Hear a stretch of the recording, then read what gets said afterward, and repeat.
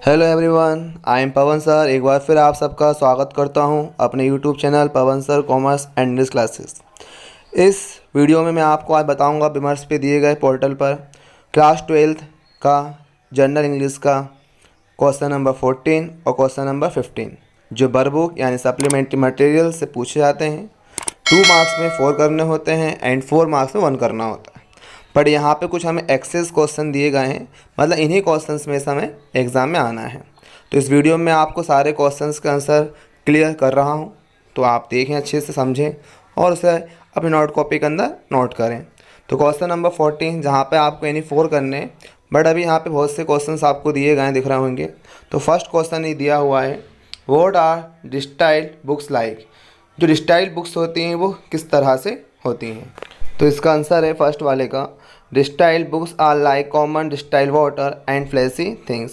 जो स्पष्ट ज्ञानवर्धक किताबें होती हैं वो कॉमन डिस्टाइल पानी की तरह होती हैं और चमकील वस्तुओं की तरह होती हैं।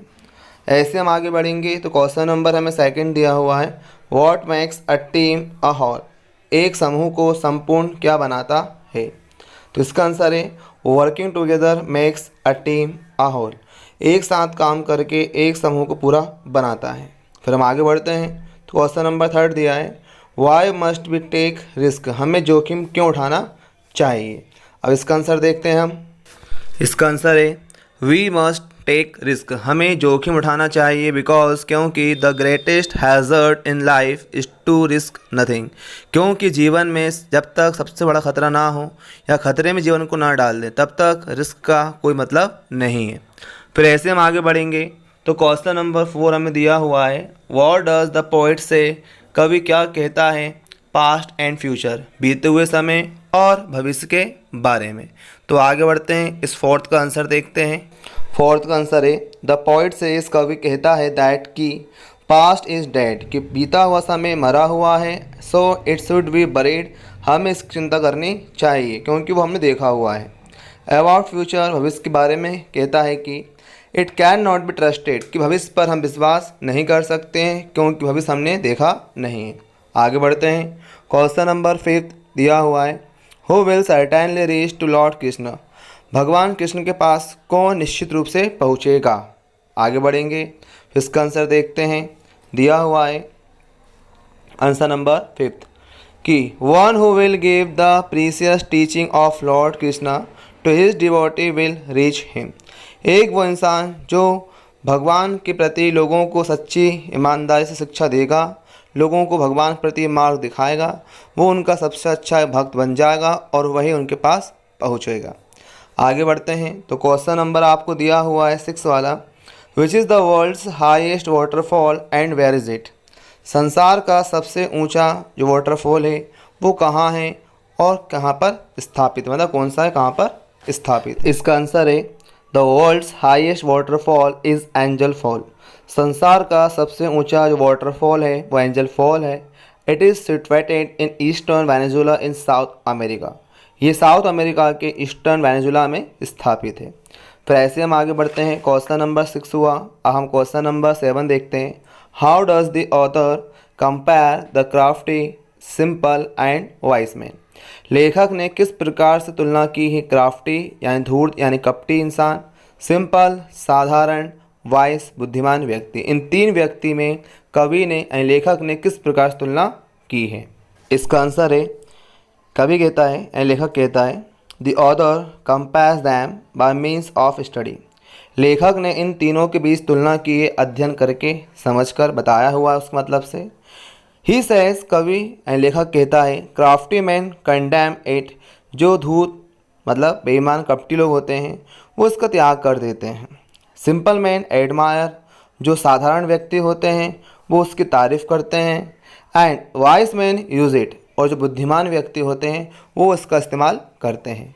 तात्पर्य, सिंपल उद्देश्य कहने का ये है कि अगर हम किसी चीज़ का इस्तेमाल करना चाहते हैं, यानी अगर हम बुद्धिमान हैं तो उसकी हम ना तारीफ़ करेंगे, ना उसकी हम प्रशंसा करेंगे, ना वहाँ पे उसको हम अपनाएंगे, मतलब उसको अपनाते हुए उस पर हम कार्य करना शुरू कर देंगे।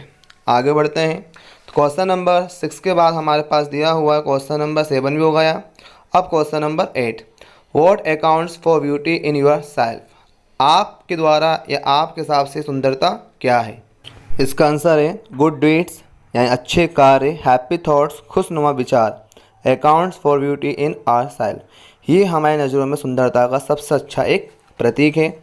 यहाँ क्वेश्चन नंबर 8 होता है। क्वेश्चन नंबर 9 दिया हुआ है, why is the Gita beyond the mere intellect. Gita का संबंध किसी यानी हमारे अंतरात्मा से क्यों है, समझाएं इसके बारे में। इसका आंसर है Gita is beyond the mere intellect. Gita का संबंध हमारी एकमात्र बुद्धि से होता है, बिकॉज क्योंकि इट इज़ इसेंशियली, ये बहुत ज़रूरी हो गया है, एड्रेस टू द हार्ट, क्योंकि ये हमारे हृदय को बताती है, ज्ञान देती है, समझाती है, एंड कैपेबल और सक्षम, योग्य बनाती है, बीइंग अंडरस्टूड समझने योग्य बनाती है, बाय द हार्ट किसके द्वारा, हृदय के द्वारा। तो ये हमारा क्वेश्चन नंबर कौन सा होगा आप 8, 9। अब आगे बढ़ेंगे हम। क्वेश्चन नंबर दिया हुआ है 10, how is the Angel Fall compare to Niagara Falls. Angel Fall और निगारा फॉल्स की आपस में तुलना कैसे की गई है? Now answer is that it hurtles down from a height of 960 metre which is 16 times more than the height of a Niagara Falls. ये हमारा क्वेश्चन नंबर कौन सा कंप्लीट हो गया? 10 हो गया। आगे बढ़ते क्वेश्चन नंबर 12 इज दैट दिया हुआ है 12वां question, how can one raise to have a look at the Angel Fall. Angel Fall को या उसका नज़ारा देखने के लिए कोई कैसे जा सकता है? इसका answer is that one can reach there by air. जिसको जाना है वहाँ पे उसका लुक देखने के लिए एंजल फॉल का, वो एयर यानी कि हम फ्लाइट जा सकते हैं, कोई इशू नहीं है। To have a look at this great waterfall. The next question is 13, what is the Angel Canyon and what is the Churun River. Angel Canyon क्या है और क्या है चुरून नदी?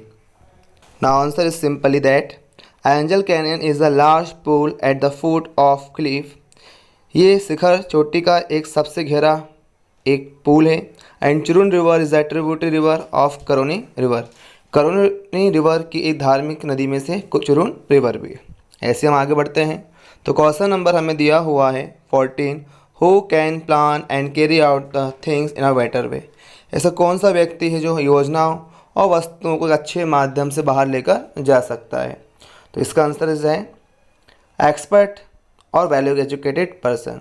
जो एक्सपर्ट हो या उच्च शिक्षित प्राप्त व्यक्ति हो, can plan and carry out the things in a better way. Now question number 15 is that what is idleness according to the author. Author के अनुसार उदासीनता क्या है? Answer is that according to the author, लेखक के अनुसार to spend too much time in studies is sloth.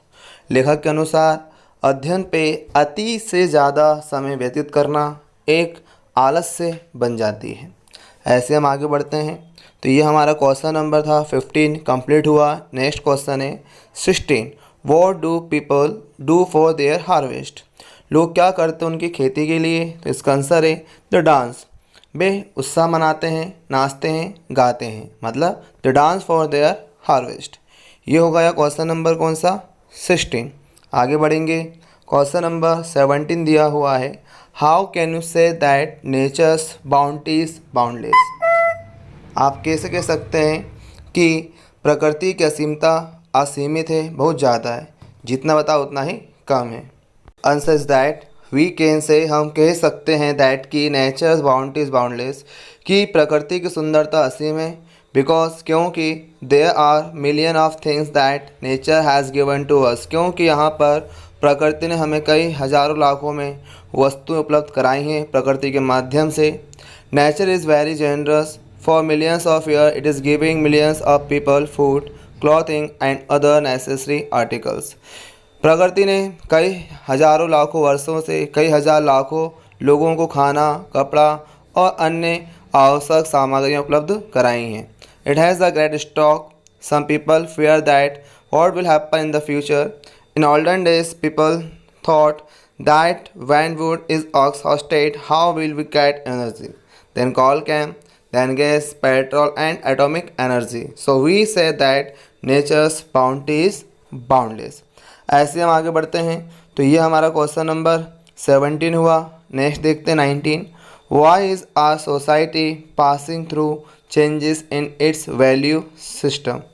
Now answer is that Our society is passing through changes in its value system due to globalization and modernizations. Now, question number 20 is that how much does the heart work in a day? Answer is it was only 9 hours out of 24 hours in a day. आगे बढ़ते हैं तो ये हमारा question number 20 हो गया. 21 is that when does the heart get rest and how much does it rest in a day? Answer is that it rests for 15 hours in a day. अब ऐसे हम आगे बढ़ते हैं तो क्वेश्चन नंबर 15 दिया हुआ है. इसमें एनी 1 करना होता है एग्ज़ाम में. 4 मार्क्स में वर्कबुक यानी सप्लीमेंट्री मटेरियल्स के हैं. तो यहाँ पे आपको 8 क्वेश्चंस दिए गए हैं. 1 बाय 1 करके सारे क्वेश्चंस के आंसर एक्सप्लेन कर रहा हूँ. ध्यान दें, लिखें. फर्स्ट क्वेश्चन है write the central idea of the poem the risk. जो रिस्क एंड जोखिम कविता है उसका केंद्रीय भाव सेंट्रल आइडिया आपको लिखना है. इसका आंसर है people are needy in present days. वर्तमान समय में लोग आवश्यकतामंद हैं. They have various types of need. उनके पास अलग अलग प्रकार की आवश्यकताएँ होती हैं. Their fulfilment requires hard work. उन आवश्यकताओं को पूरा करने के लिए कठिन श्रम की आवश्यकता होती है. Hard work always surrounded by obstacles and risk. कठोर श्रम जो होता है सदैव चारों तरफ बड़े बड़े जोखिमों और समस्याओं से घिरा हुआ होता है. फिर आगे बढ़ते हैं. This is a risk in every field of life. जीवन के हर एक क्षेत्र में जोखिम है. इट इज़ सैड दैट किसी ने कहा है नो रिस्क नो गेन. जब तक जोखिम नहीं तब तक लाभ नहीं. A man who fears. एक व्यक्ति जो डरता है. Taking risk. जोखिमों को लेने से. Get nothing. वो अपने जीवन में कुछ प्राप्त नहीं कर सकता है. ही पोसेसेस अ यूजलेस लाइफ. वो एक योग्यहीन मतलब किसी मतलब का जीवन नहीं जीता है. The greatest risk in life is not to take any risk for something and new people must have risk otherwise his life will be spoiled and as a slope. नए लोगों को हमेशा जोखिम उठाना चाहिए अन्यथा उनका जीवन एक अभिशाप श्राप बन जाएगा. ऐसे हम आगे बढ़ते हैं तो क्वेश्चन नंबर 2 है write the central idea of the poem the psalm of life. जीवन एक गीत है. इसका आपको केंद्रीय भाव यानी इसका सारांश आपको लिखना है. तो इसका आंसर भी हमें दिया हुआ है. काफ़ी अच्छा है. द पोएम कविता अ सम ऑफ लाइफ. जीवन एक गीत है. Is totally a devotional and inspiring song. ये पूरा धार्मिक और प्रेरणादायक गीत है. I agree with it. इस टाइटल से हम सहमत हैं. In this poem. इस कविता में the poet discards the thinking of many people. इस कविता में कवि ने कई लोगों की सोच को बताया है. एक्सप्लेन किया है. Who think. वो क्या सोचते हैं. And that is the world is an illusions. उनका मानना है कि जीवन व्यर्थ है. And people get attraction towards the false things. और लोग जो हैं वो गलत सोच की ओर खिंचते हुए चले जा रहे हैं. The poet says. कवि कहता है the life is a real. कि जीवन एक सच्चाई है. Life is earnest. जीवन कुछ कमाने का उद्देश्य है. One must not sit idle. He should act in the living present not caring for future और फॉर पास्ट. हमें व्यर्थ नहीं बैठना चाहिए.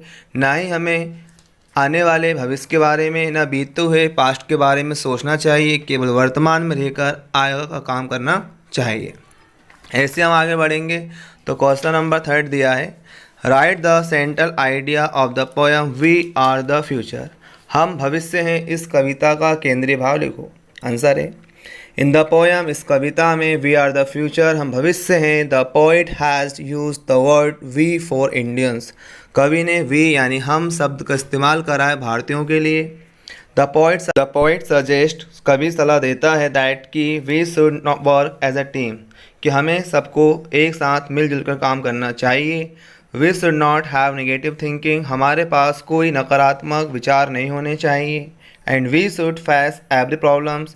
हमें प्रत्येक समस्या का सामना करना चाहिए. सो दैट ताकि we can make our future bright. ताकि हम हमारा भविष्य उज्जवल बना सकें.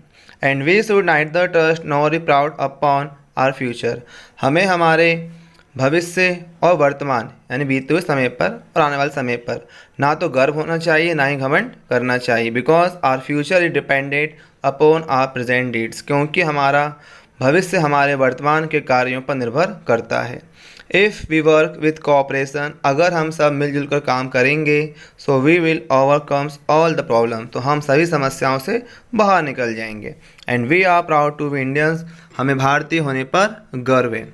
ऐसे ही नेक्स्ट क्वेश्चन नंबर 4 हमें दिया है, in what category does the author divide the books, लेखक ने किताबों को यहाँ पर कितने कैटेगरीज यानी कितने भागों में बांटा है। तो सभी जानते हैं किताबें अलग हैं, पढ़ने का तरीका उनका अलग अलग होता है। तो आंसर है the author divides books in 3 categories. The first is some books are to be read in parts, कुछ किताबें उनके भागों में पढ़ी जाती हैं। Be others to be read but not curiously, कुछ पढ़ी तो जाती हैं लेकिन उन्हें पढ़ने की इच्छा नहीं होती है। ऐसे आगे बढ़ें। थर्ड है see some to be read wholly with diligence and actions, और कुछ किताबें पढ़ी जाती हैं पूर्ण समर्पण सद्भावना की और कर्म के साथ साथ। आगे बढ़ते हैं। क्वेश्चन नंबर 5 है, summarise the poem words in about 80 words, जो कविता है वर्ड्स उसे 80 शब्दों में आपको समझाना है। Now answer is that in this poem word the poet has classified the word very beautifully and subjectively. He classifies them in several groups such as sad, scented, and bad-smelling words. And further, he says that words are open, sly, slimy, and dry, while some others are cold, hot, tender, and hard. Words are also honest, sweet, bitter, and sweet. The poet also terms the words to be moving quickly or slowly. Some of them are shrinking and other growing, some words to remember and some to forget. Among these words, some of them are used a lot but of them very little. So, words have their own world and no one can ignore their importance in one's life. सभी जानते हैं कि शब्द की सीमा बहुत ज़्यादा है, अच्छी है। क्वेश्चन नंबर 6 है, write the central idea of the poem beauty, जो ब्यूटी कविता है उसका आपको सेंट्रल आइडिया लिखना है और बताना है। ब्यूटी यानी सभी जानते हैं क्या होता है, सुंदरता होता है। अब इसका आंसर है a thing of beauty is a joy for ever, कोई भी एक वस्तु जो सुंदरता का प्रतीक हो वो एक उत्साह है, आनंद है हमेशा के लिए। द पोइट से इस कवि कहता है दैट की beauty is not only to be seen, कि सुंदरता को केवल हम देख नहीं सकते हैं but also here in nature, उसे प्रकृति के माध्यम से सुना भी जा सकता है। आगे द सनलाइट जैसे सूर्य की रोशनी है, द वर्ड्स पक्षी हैं, द ट्रीज पेड़, and the growing corn and dancing people in the field, सभी हमारा एक लवली दृश्य है सुंदरता का। द साउंड ऑफ विंड हवा की आवाज़, द फॉलिंग ऑफ रेन बारिश का गिरना, and chanting of a singer are also beautiful. Beauty is in man himself too, सुंदरता हर मानव में बहुत ज़्यादा है। And they are his good deeds and happy thoughts, वो क्या हैं, उनके अच्छे विचार और उनके अच्छे सोच। क्वेश्चन नंबर 7 है, describe the importance of the Gita in 80 words, जो गीता यानी हमारी हिंदुओं की धार्मिक पुस्तक है उसको समझाना है 80 शब्दों में। गीता यानी कि हिंदुओं से जुड़ी हुई सबसे अच्छी एक पुस्तक धार्मिक ग्रंथ है। इसका आंसर है the Gita is the holy book of Hindu, Gita हिंदुओं की धार्मिक पुस्तक है। Lord Krishna gave a message, भगवान कृष्ण ने संदेश दिया है ऑफ लाइफ जीवन का टू अर्जुन, अर्जुन को in the field of Mahabharata, in Kurukshetra के मैदान में। The book explain the meaning of life, Gita किताब एक्सप्लेन करती है जीवन के अर्थ का। The whole life depends on action, सारा जीवन कर्म पर निर्भर है, यानी work is worship. And we have to do है आर ड्यूटी वेल, हमें हमारे कर्तव्य यहाँ करने हैं अच्छे से, without thinking about its result, बगैर इसके परिणाम को सोचे जाने बगैर, केवल कर्म करें, फल की चिंता ना करें। The result is not in our hands, परिणाम हमारे हाथों में नहीं होता है। The Gita has very deep meaning of human life, Gita में मानव जीवन का सबसे गहरा अर्थ छुपा हुआ है। And we are puppets of the lord, और हम भगवान के हाथ की कठपुतलियाँ हैं। And we should study it well, हमें इस पुस्तक का धार्मिक ग्रंथ का अच्छे से अध्ययन करना चाहिए। If we follow the little bit of the Gita in our life, अगर हम गीता का हमारे जीवन में थोड़ा सा भाग भी अपनाते हैं, फॉलो करते हैं, देन वी कैन अचीव मोक्ष, तो हम मोक्ष प्राप्त कर सकते हैं, यानी कि जीवन मरण के इस संघर्ष जीवन से हम मुक्ति पा सकते हैं। वैन वी रीड, जब इसे हम पढ़ते हैं, so it always gives us a new concept every time, जब भी आप इस पुस्तक को पढ़ोगे तो ये सदैव आपको नई एक अवधारणा बताएगी। ऐसे हम आगे बढ़ते हैं तो 4 मार्क्स में इस चैप्टर में लास्ट क्वेश्चन जो दिया है वो है what do you understand by does and don't. Does और डोंट से आप क्या समझते हैं। डज मतलब करने से है, डोंट मतलब ना करने से। ऐसा कौन सा काम है जिसे हम करें और ऐसा कौन सा काम है जिसे हम ना करें। तो इसका आंसर है डज मीन्स, इसका मतलब होता है the acts that are right, ऐसे कार्य जो अच्छे हैं, सही हैं, and we should practise them, और उन पे हमें अभ्यास करना चाहिए। डोंट मीन्स मतलब ऐसे कार्य that acts that are wrong, जो कार्य गलत हैं, and we should not do them, और उन्हें हमें अपनाना नहीं चाहिए। तो ये मेरा इंग्लिश का लास्ट पार्ट था, और इस पार्ट में हमने पूरे जो आपके वर्कबुक के यानी सप्लीमेंट्री मटेरियल्स के 2 मार्क्स 4 मार्क्स के क्वेश्चंस थे एक्सप्लेन कर दिए, समझा दिए। आई होप वीडियो आपको अच्छी लगी हो तो लाइक करें, सब्सक्राइब करें, शेयर करें। Thanks for watching.